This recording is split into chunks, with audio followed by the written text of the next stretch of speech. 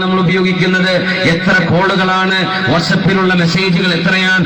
ഓരോന്ന് പറയുമ്പോഴും തുടങ്ങുമ്പോഴും അസ്സലാമു അലൈക്കും എന്ന് തുടങ്ങുകയും ഫോൺ വെക്കുമ്പോൾ വഅലൈക്കും സലാം എന്ന് ഒരു ഭാഗം സലാം പറയുമ്പോൾ മറ്റൊരാൾ മറുപടി പറഞ്ഞു വെച്ചാൽ ആ രണ്ട് സലാമിന്റെ ഇടയിൽ സംസാരിച്ചത് മുഴുവനും അല്ലാഹു നിങ്ങൾക്ക് ഇബാദത്തായി തരില്ലേ?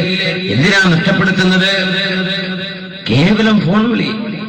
ഓരോ ഫോണിലും ഒരു അസ്സലാമു അലൈക്കും എന്ന് തുടങ്ങിയാൽ എത്ര പ്രതിഫലമായി.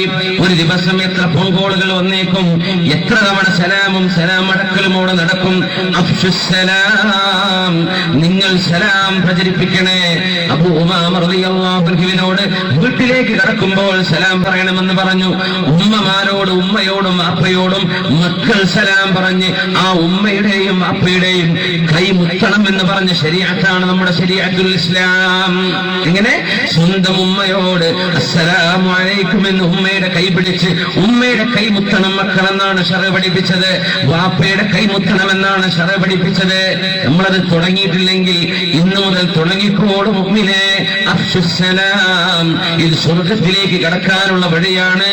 മനസ്സിനുള്ളിലെ മോശപ്പെട്ട ചിന്തകൾ ഒഴിവാക്കുകയും രക്ഷ നേരുകയും ശാന്തി നേരുകയും ചെയ്യുന്ന ഇസ്ലാമിന്റെ അഭിവാദനമല്ലയോ അസ്സലാമു അലൈക്കും.